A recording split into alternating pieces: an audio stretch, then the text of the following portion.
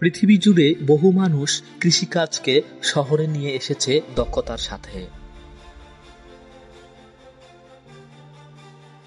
লন্ডনের একটি যুদ্ধকালীন আশ্রয়স্থলে গড়ে উঠেছে সবুজের অভয়ারণ্য। এছাড়াও নিউ ইয়র্কের বেশ কিছু হোটেলের আন্ডারগ্রাউন্ড থেকে শুরু করে টোকিওর অফিস ভবনেও গড়ে উঠেছে ক্ষেত খামার।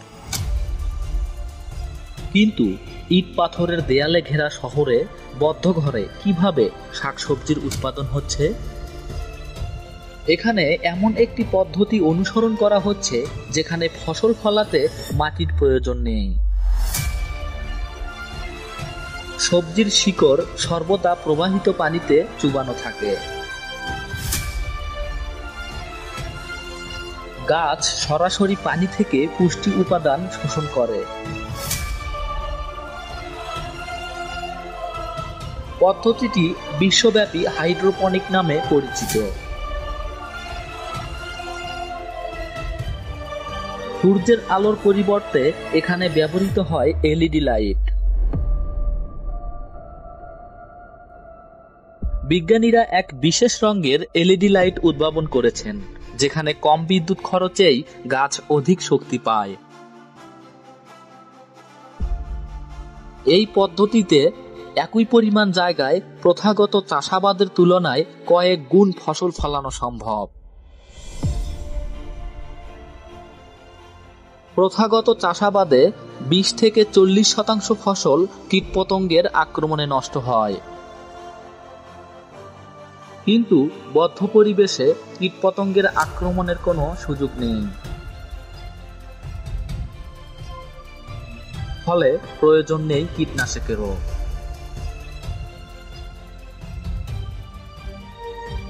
গ্রাম থেকে শহরে পরিবহনে সবজির পুষ্টিগুণ কিছুটা নষ্ট হয়। এই পদ্ধতিতে উৎপাদিত সবজি কয়েক ঘন্টার মধ্যেই পৌঁছে দেওয়া সম্ভব শহুরে মানুষের খাবারের প্লেটে। ফলে শহরে বসেই মিলছে অটুট পুষ্টিগুণ সম্পূর্ণ সবজির যোগান। কিন্তু কেন বিশ্বজুড়ে মানুষ বিপুল অর্থ বিনিয়োগ করছে শহুরে কৃষিকাজে?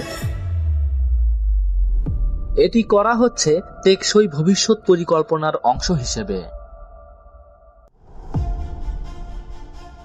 বর্তমানে পৃথিবীর জনসংখ্যা প্রায় ৭৭০ কোটি। ২০৫০ সালের দিকে জনসংখ্যা প্রায় ৯০০ কোটি ছাড়িয়ে যাবে এবং এই সময়ের মধ্যে জলবায়ু পরিবর্তন খাবারের উৎপাদন কমাতে পারে প্রায় ২৫%। মানুষ বনভূমি উজাড় করে ফসলি জমি তৈরি করছে বাড়তি খাবারের যোগান দিতে। এ ধরনের উদ্যোগ বনভূমিকে রক্ষা করবে।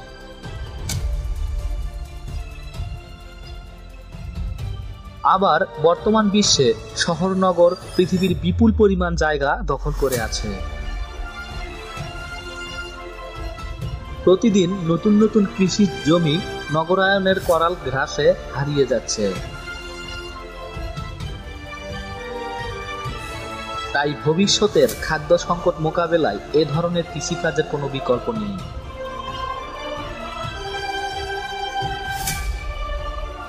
Rakib multimedia, ultimate path of life.